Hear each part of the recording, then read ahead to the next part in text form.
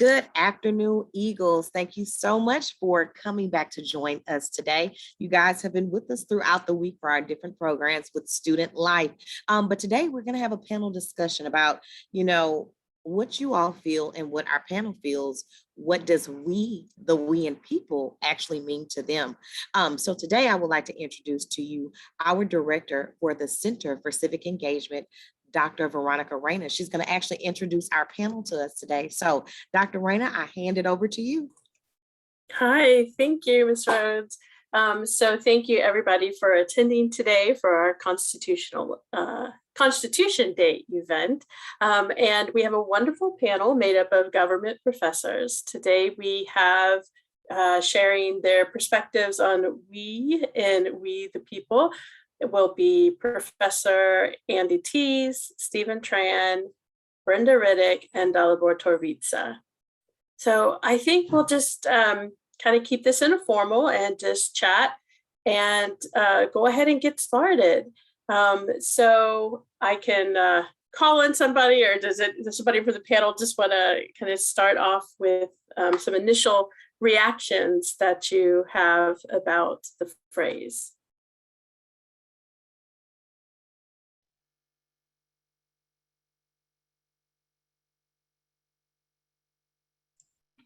I'll start. Can you hear me? So for me, we the people means an inclusive situation, an inclusive opportunity for all. No matter what you look like, no matter how old you are, no matter where you come from, no matter what your socioeconomic status is, no matter what your education level is, no matter what your experience is. It's about the fact that we as a collective are a body of people that work together or should work together, should support each other in a way that keeps this engine of the United States moving from a humanity standpoint, from a collectivism standpoint, as opposed to an individualistic standpoint, and that we're in this together. That's what I believe the intent was. The reality may be skewed, but that's what I see. And to follow up on what Professor Riddick had mentioned, so we the people means all of us, we the people.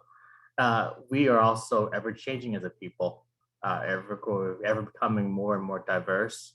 The term diverse has changed since our founding era. I remember back in the late 1700s, we the people just meant we the people with property. And now look how much that has changed, and it's still changing. And this, despite all of the problems that we are facing now, it is something worth looking forward to in the days and years to come.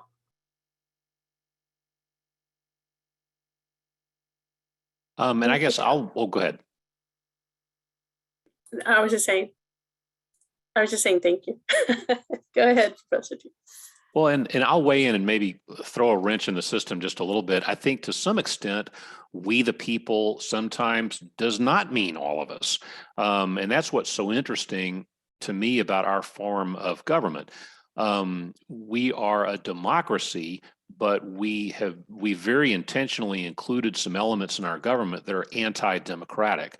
The Bill of Rights is anti-democratic. It protects minority groups and also even individuals from the will of the majority.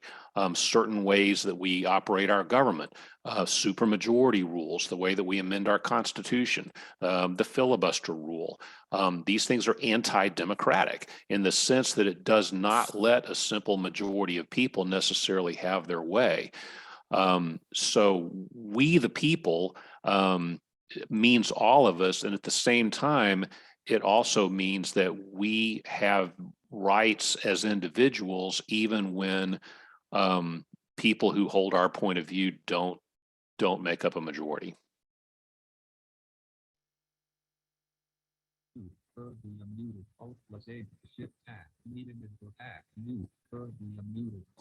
Hello, can you hear me?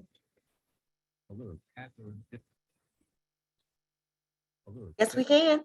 Okay, I hope you can hear me and I hope you can see me because can you guys see me and hear me at the same time? Yes, you're Okay, perfect. okay, good, Thanks. good. Thank you. Well, we the people. I guess I came 20 years ago to America and I'm actually glad that I can consider myself we the people. When I came here, I mean, I learned about America before, and in my history books and former Yugoslavia, I've learned about the greatest democracy, the biggest democracy in the world, and I'm so glad to be here, and I actually agree that those people, meaning of the people, has been expanding so much since our founding fathers created this constitution we're having today. Today, you know, I when I say we the people, I'm thinking about power. Government needs to have power to rule, to govern, and if when I see this way that before we the people, we have for so many centuries they want rights to rule. Rulers find this idea that God's chosen them to rule over other people and their own citizens. And then we have this radical idea, consent of the people. So the power is now in the people. But as we all know, what was the people and what was the definition of the people in the beginning was defined by gender, by race, and by income. If you didn't have property, you were not considered the people back then. And it has changed a lot since then. And I'm glad to experience that. And of course, we have a lot of things to work on. But I see now once so many people have a rights to vote, we still have so low voting turnout. So for me, I guess that we the people is also, I mean, we have many, of course, institutional barriers for voting, but it seems to me the younger generation have a choice to be the part of the people. And many of them decide not to be, but be the people because they don't participate.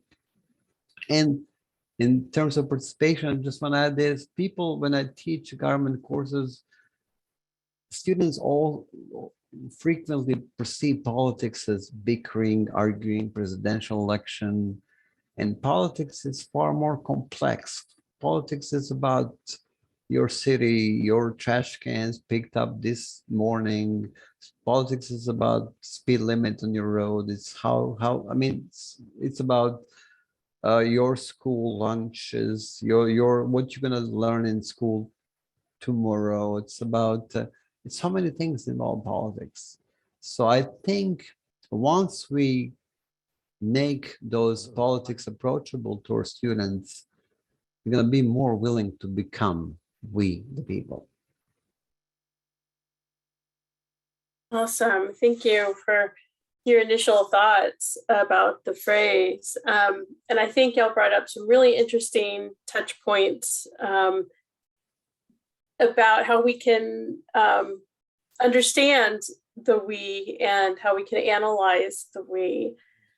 So a couple of questions that I have for y'all include kind of in this always expanding access to we and we the people, right? So we started off so exclusively, as y'all pointed out, and as the convo is going in the chat, that we could only expand if we were going to grow and be stable as a country. And it is that expansion has been hard fought by the groups that have been left out. And so historically, and even now, do you think that we still have a tension between kind of these institutional features that were never intended to be inclusive to a point, and the changing value, the political cultural values that we have today about inclusion, diversity, who should be included in we, then versus now.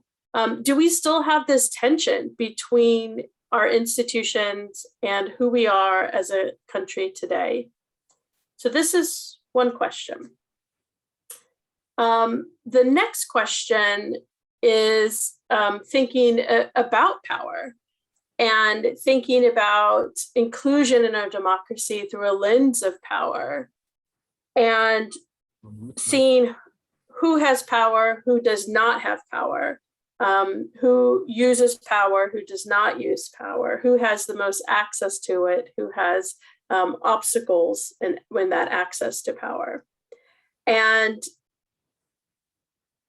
in effect, when we look at it through the lens of political power, how much of this access is still based off of race, class, gender, income, age, etc.?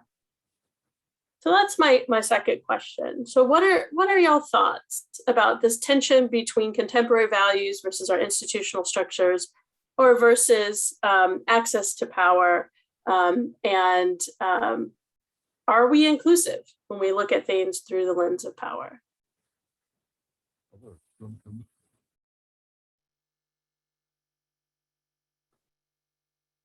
Well, I guess I'll start on that. I think that we're much more inclusive than we used to be. But obviously not everyone has equal access or takes equal access, or is, equally well situated, to exercise power. I think there's a couple of different things going on. One is, the struggle between all of the disparate, racial and ethnic and cause groups, to try to exercise power as special interest groups representing, one segment of society. I think to some extent, the larger struggle is more ideological, because our party system has evolved in a way that greatly empowers people at the far ends of the ideological spectrum. I think you also have people that don't necessarily have a particular identity group in which they need to struggle for power, but just sort of as general mainstream people. I think there's a struggle for power there as well.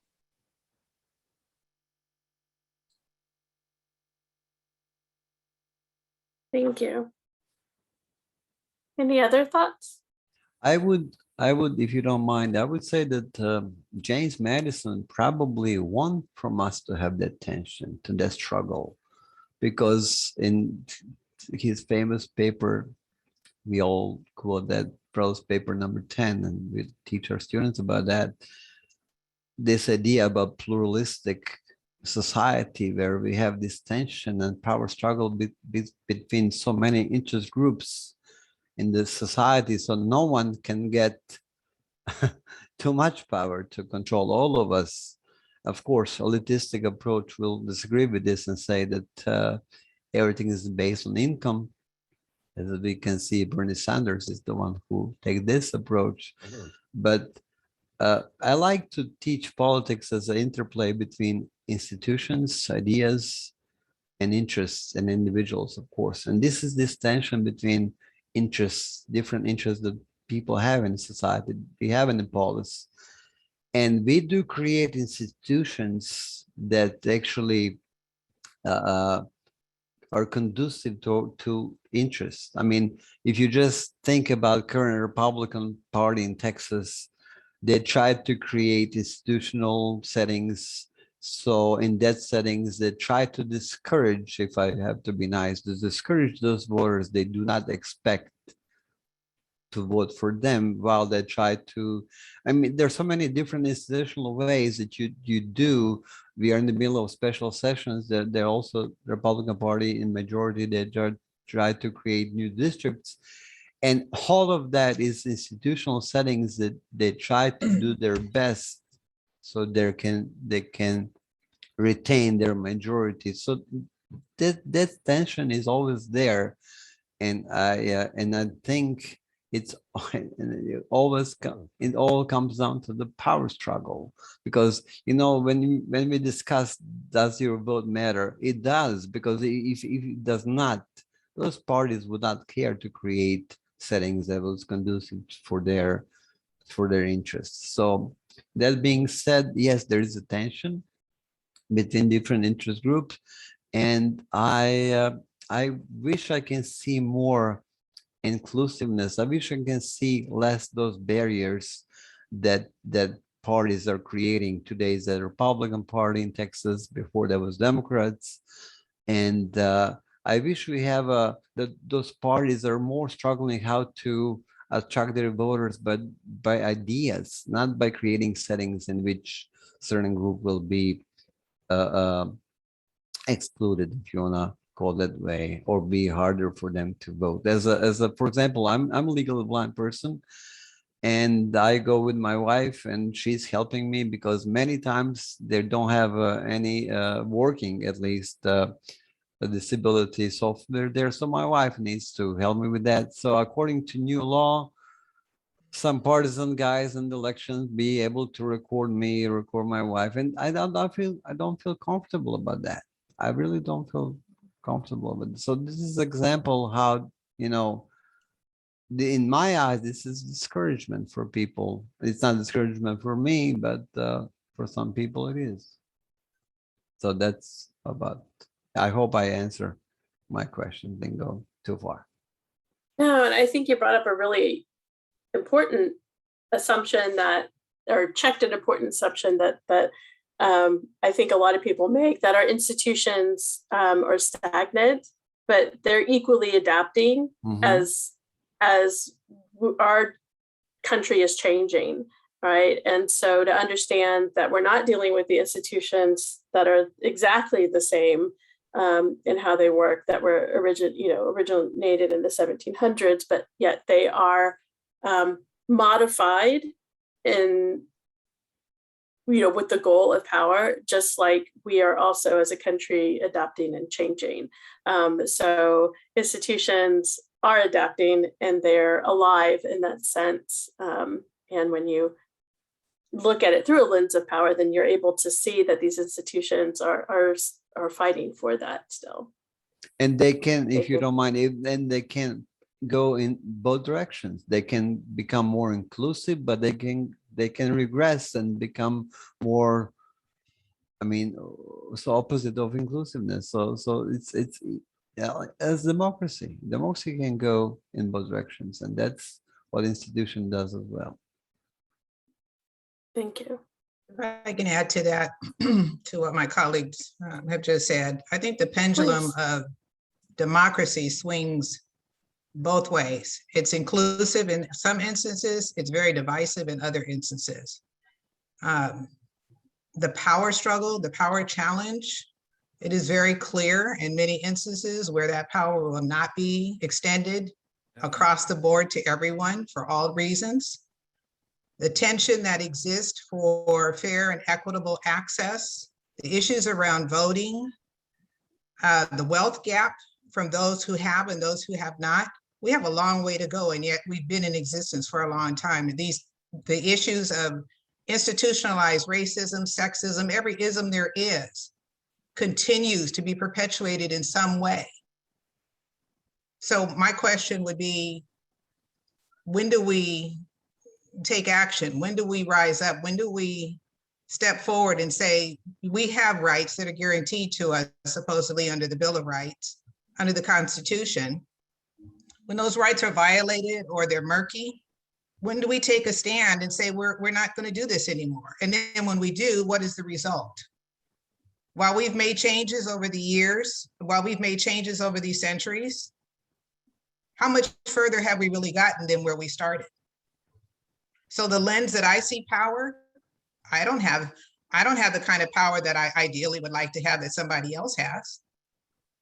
I don't see the people standing on the side of me over here, or behind me who are able to exercise that power the way that they see it exercised in other ways. Power can be used and utilized through your voice through voting. And what are we doing to the voting system in Texas? We're eating it away little by little. Where are the opportunities for the next generation to do what they need to do? I'll be gone. They'll be here trying to shape and figure out what's going on and what they need to do next. How do they grab that power? How do they secure that power? I believe we're all empowered to do what we want to do, how we want to do it within the law.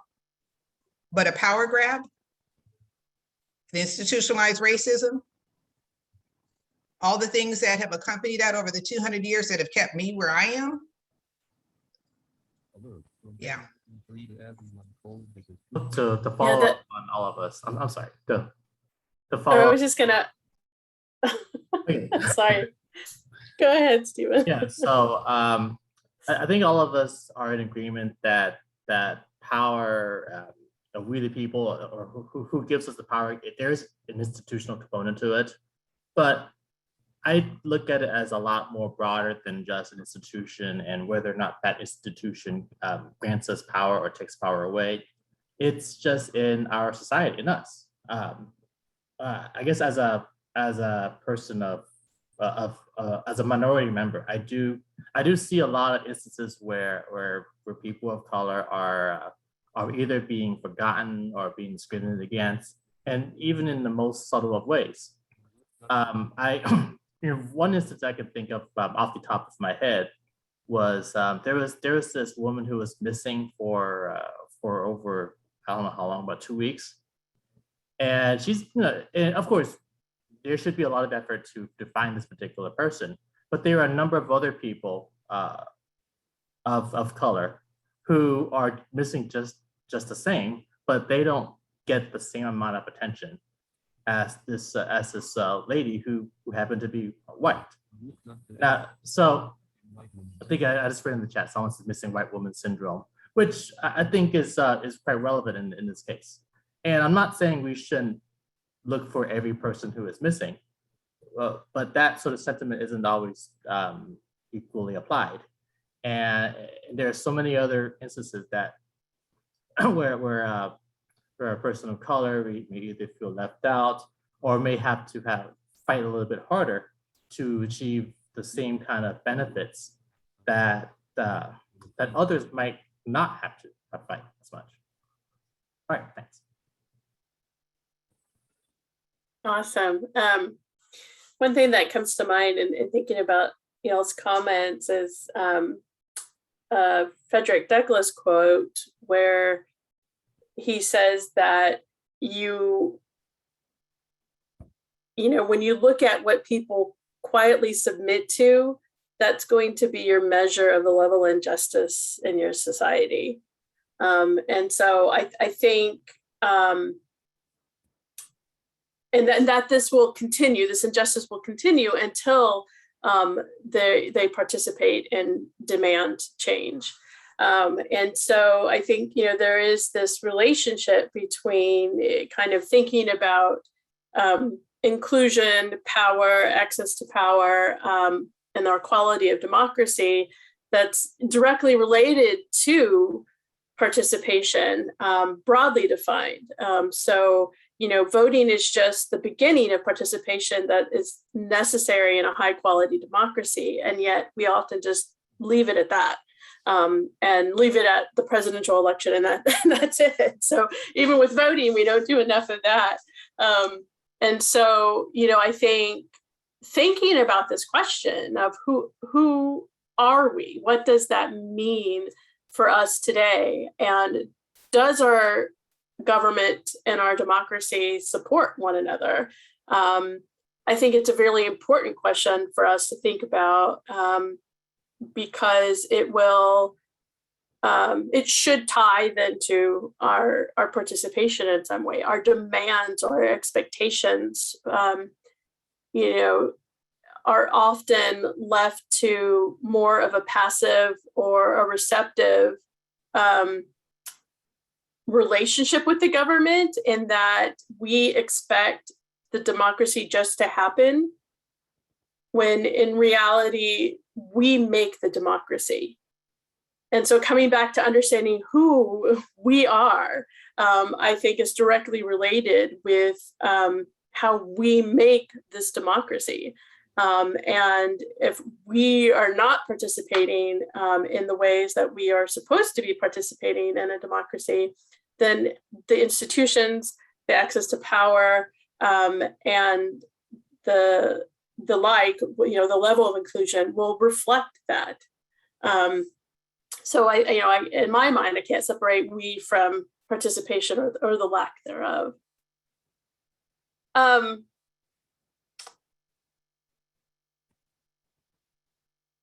think, another question that I'm curious about is what y'all think are current controversies or tensions about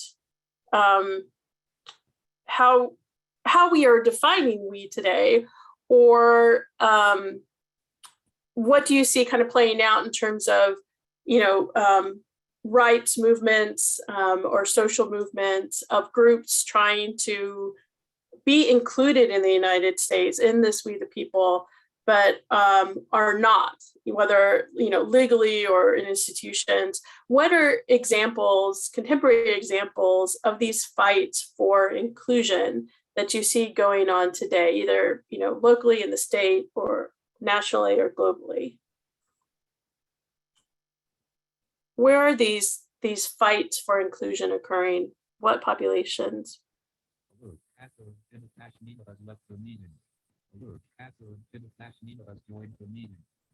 Gosh, where to begin? I mean, there's so many different ways that we divide ourselves, and so many different groups that find commonalities of interest that are seeking more inclusion, more rights, more power. The racial element, obviously we're all very aware of, and that continues to be an issue.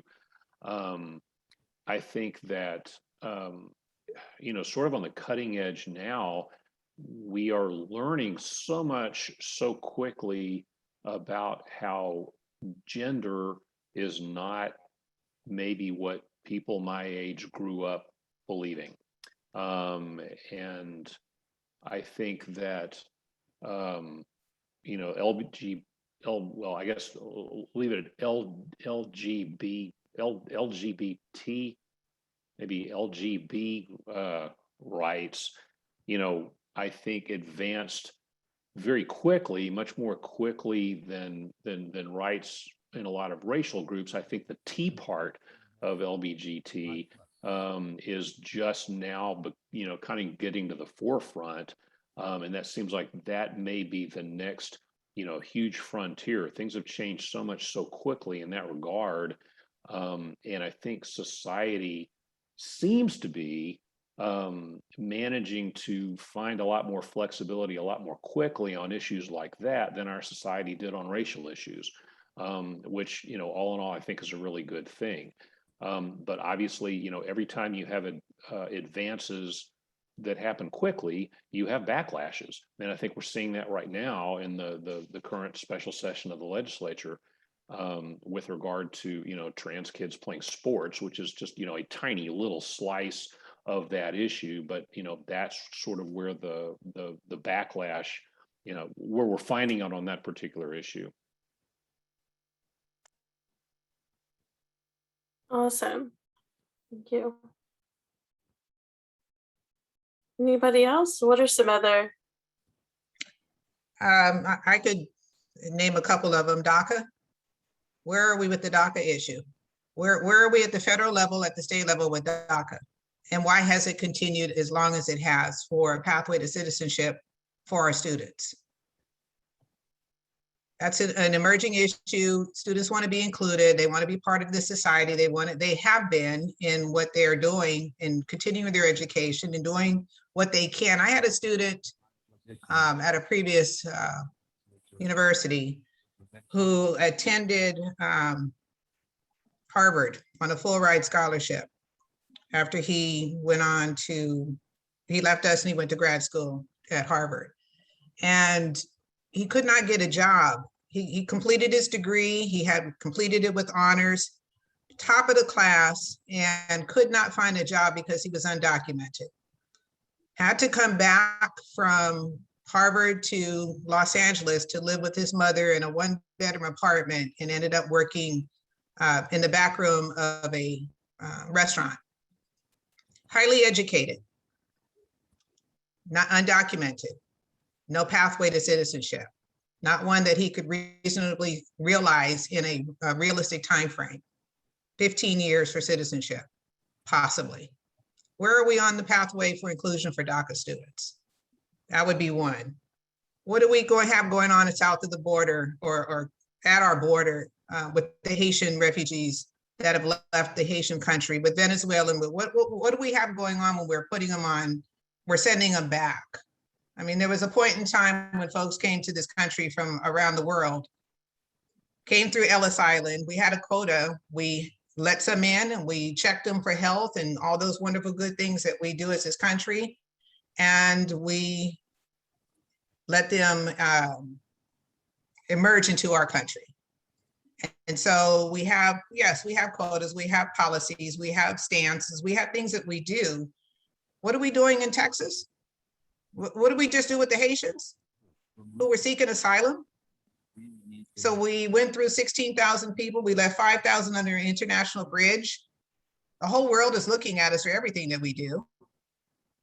We put X number on a bus and sent them here to Houston to be processed for possible asylum opportunities.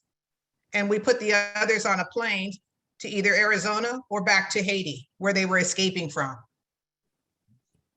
Those are kinds of opportunities of inclusion for individuals who come to this country for another opportunity, for another chance. So what are we doing?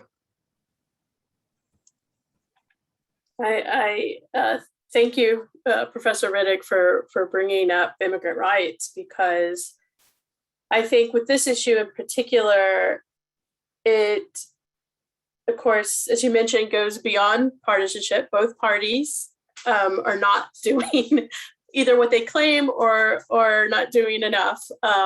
And I think the reason why it often goes beyond partisanship is that it really gets at to this fundamental question of who we allow to be American and who can be or become American. And so when we're looking at kind of this contemporary issue of immigrant rights, I think it brings up these larger questions that, of course, are rooted in race and class and gender and, nativism and colonialism and the like, that we kind of always have, either looking at history or kind of how we've been socialized, we have in our minds a kind of a definition when we're thinking about we, the people, of who we are willing to allow to be in the we. And immigrant rights and contemporary immigrant rights, social movements and political participation around this issue really forces us to deal with this question. Who is American, who can become American, when we're looking at anti-immigrant backlash, is often rooted in these isms that we don't always like to talk about. And not all issues bring them up in a way as blatant as the fight for inclusion for immigrants and immigrant rights. And so I think when we are honest about this question of, who we are allowing to be American, who we think can become American, it very quickly becomes, it's a question that we all have to answer. And it's kind of beyond partisanship. It's beyond kind of a lot of the binary categories that we create for ourselves and our institutions. It's something very fundamental that we are always defining. I think one of the things that's really different now is that we have more political participation from immigrants and DACA recipients fighting for their rights in a way that we've not had historically. And so it'll be interesting to see what happens. But again, we have this interaction between institutions and people fighting for power and access and inclusion. So thank you for bringing that up. Anybody else? If I can add something to this, Sure. I'm thankful for Dr. Radick to bring this issue up, especially about those people. I was myself war refugee who came to America in 2000.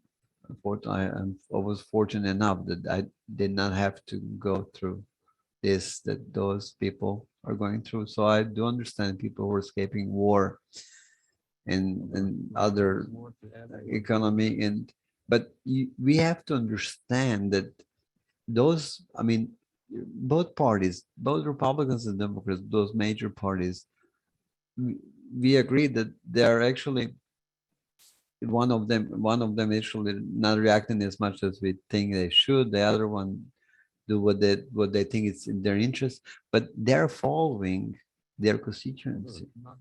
So this is the question: who we are the people. So if parties have a way to check the public opinion, so if they sense the public opinion is not supporting what they see on the border, they will not follow. And this is the democracy. But the question is, who is in, how many people are excluded from we the people? If politicians don't hear our voices, for them we do not exist. They need to see us, they need to hear us in order for them to change their policy. I like to teach Texas politics because that aha moment, because after we discuss how many important policies has been made in Austin, which I by the way visited last weekend, I asked my students, how many of you know who your representatives are? And they have no clue. They have no clue who they are. So for those representatives, my students are not with the people. They're not. They don't see them. They don't hear from them. So that's why you're so right, Professor Reyna, about connecting participation and with the people. So that was my comment. Thank you. Yeah, there's a disconnect between kind of what how we define that versus how political elites or politicians, those in power, experience it, right? That's interesting. If I could add something Awesome. to this as well. Absolutely. So so I'm not a refugee myself, but I am a child of refugees. And the most important day in my life actually took place a few years before I was born, because a number of things could have happened where my parents were, if my parents were not able to escape Vietnam. What would my life be like in Vietnam? Or even if I was able to come to America, my life might have been a lot different.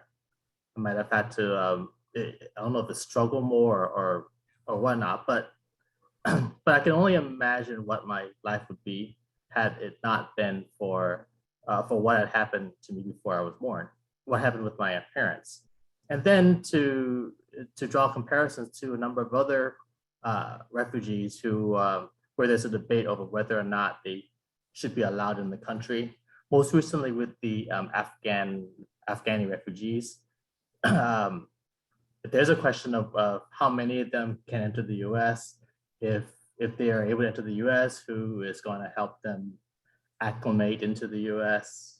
Or maybe the question is not so much acclimation, but how much do we expand this proverbial salad bowl or melting pot? I don't even know what the right terminology is, but or the right analogy. But there are just so many questions as to who we incorporate as being we the people, combined with institutional factors that could work against that kind of acclimation.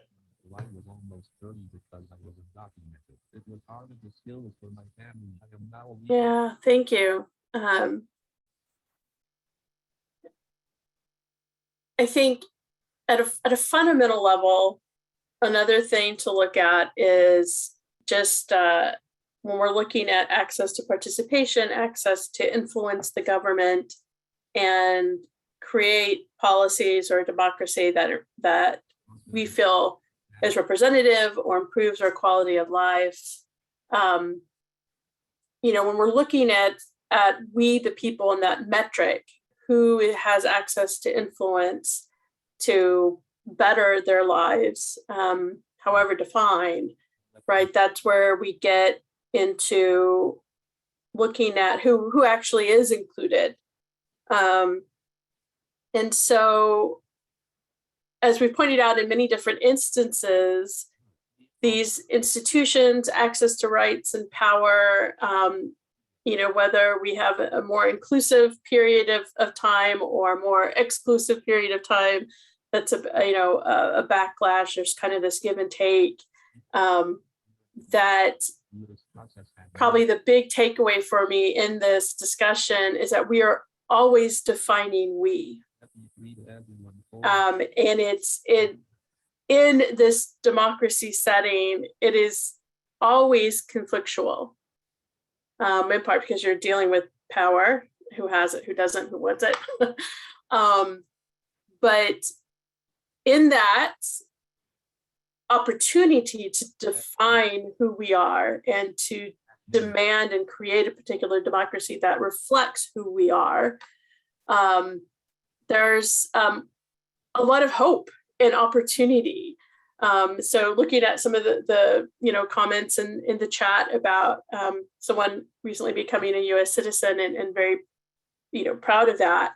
I think that opportunity to make these institutions work the way they work and to continue defining we is, for me at least, one of those moments of hope and opportunity that that we have to create the democracy that we want, to the level of inclusion that we want, and that because it's always adapting and always changing, there's never a moment for us to rest. And then again, kind of the minute we stop pushing this inclusion and this defining of we in the we the people, that's exactly when we see some of that inclusion dissipate, either systematically or not. So I think for me, a big takeaway is that this is an ongoing definition, this defining of we, and we can't stop doing that. So I think to end, I'd just like to maybe take your big takeaways, or kind of something you would like to leave HCC to think about this we and we the people. Do you have a big picture point or something to leave us? Doesn't have to be pithy. It could be specific too. Well, I'll start. I guess I'll just leave us with this. That to me, the amazing thing about the American experiment, as imperfect as it is that we the people means all of us collectively, but it also means each of us individually. And it also means each of us in the various groups with which we associate. That's a difficult thing for a government to accomplish. And we have, on the whole, a terrible record in many instances of accomplishing it. But the fact that that's at least the stated goal that we're working toward, I think, is an amazing thing about our system. And that's one of the reasons why I love teaching government. Awesome. Thank you.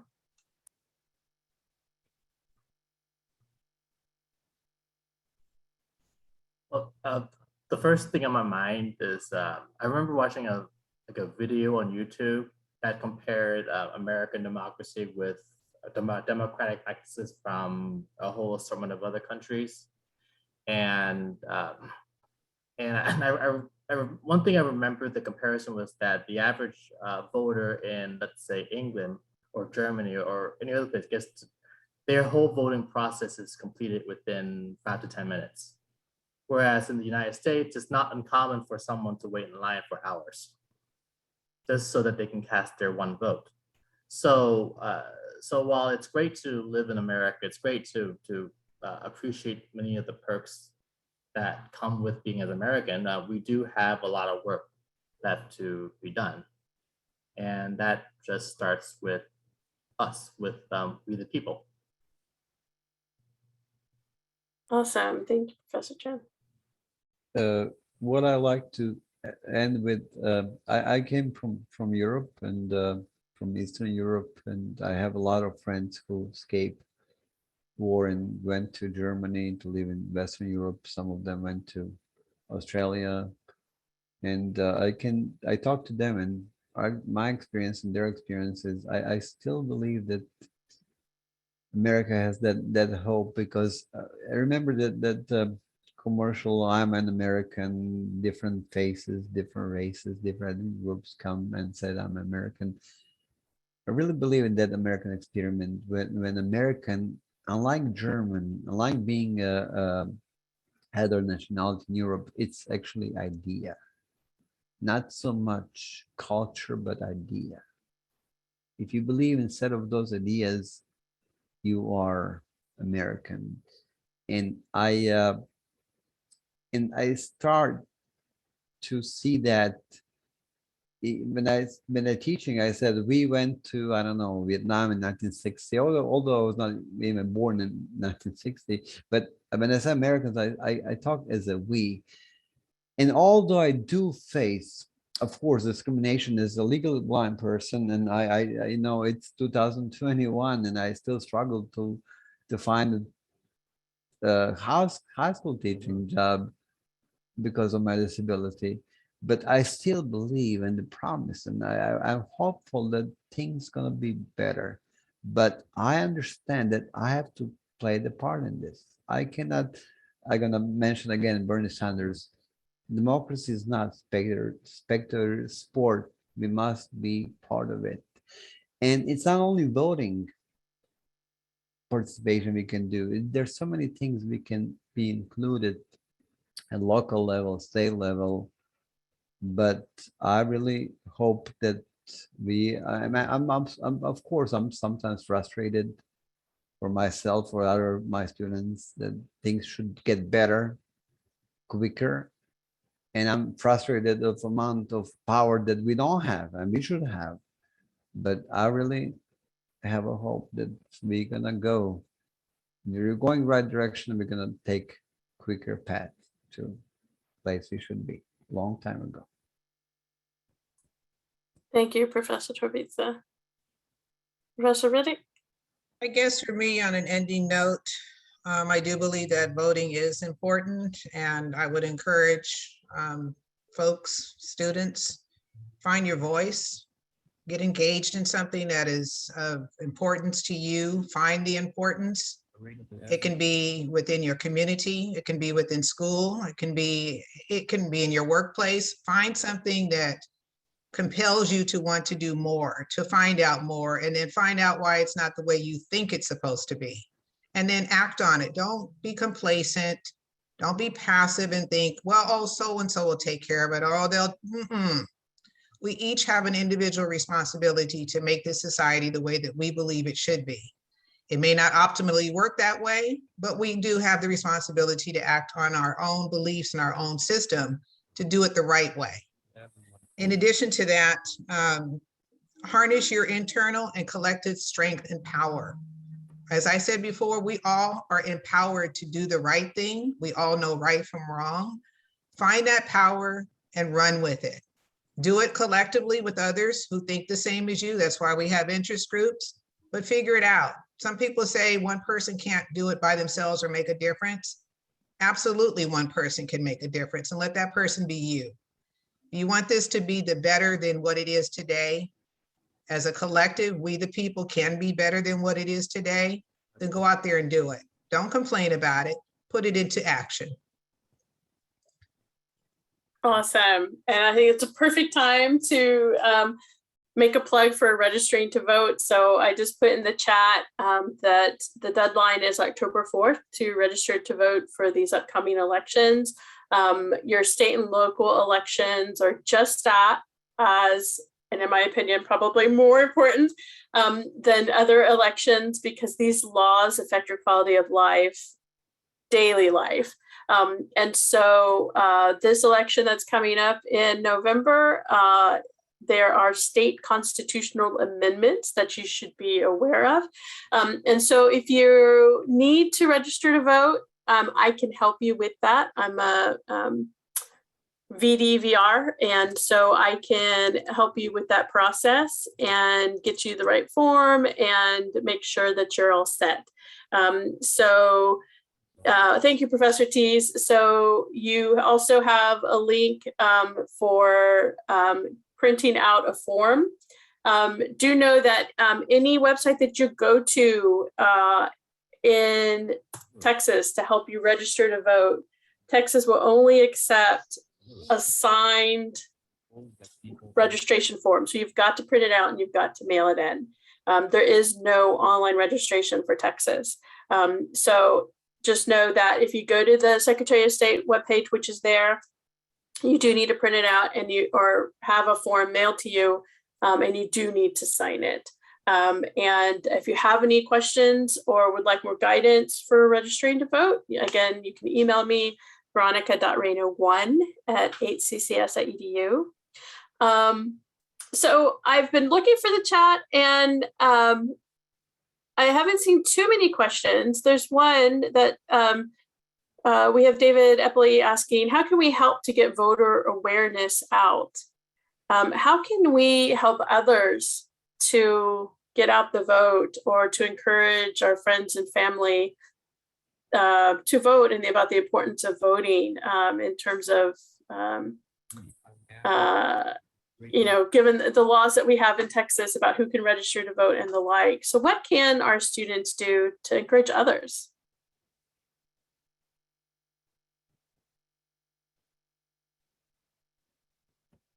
You guys have social media accounts. You are more adept at your social media access and willingness to do it during class time, no less, to be able to communicate with each other in a way that you can invite others to join you in the conversation. Talk about it. Go together. Go fill out the form together. Look over the form. Ask each other the questions on the form and fill it out together. Talk to your family members. Talk to your friends. Use your social media, whatever means necessary. Awesome. That's right. We use the tools that we have. And you can do a quick search on voting registration or voting hashtags, and you can kind of create a thread or be strategic about how you use your social media. Any other tips or ideas? I think another website that people should know about will be your county elections website. So most of us are in Harris County. So harrisvote.com is the elections website. And on it, you'll find tons of information that is helpful. Most of these county websites have lots of bells and whistles. They show you where you can go vote and which precinct or which area has the shortest amount of wait time. And it's super, super easy. You can get your sample ballot and figure out ahead of time what you're going to have to learn about. Thank you, Professor Tees. I left off that S. Prepare yourself to go vote. That's part of making a plan. And so the correct website is harrisvotes.com. Thank you for correcting me.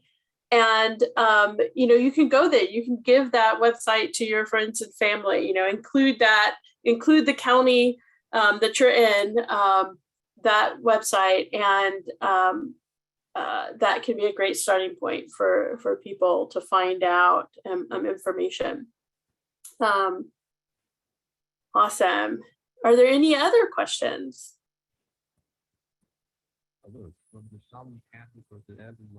Yeah, early voting is key. I hope that, once we move from online programming and the like and get back on campus here in the next week or two, that we'll be able to effectively encourage more participation. Let me throw one other thing in. Since Please. we are going back on campus week after next.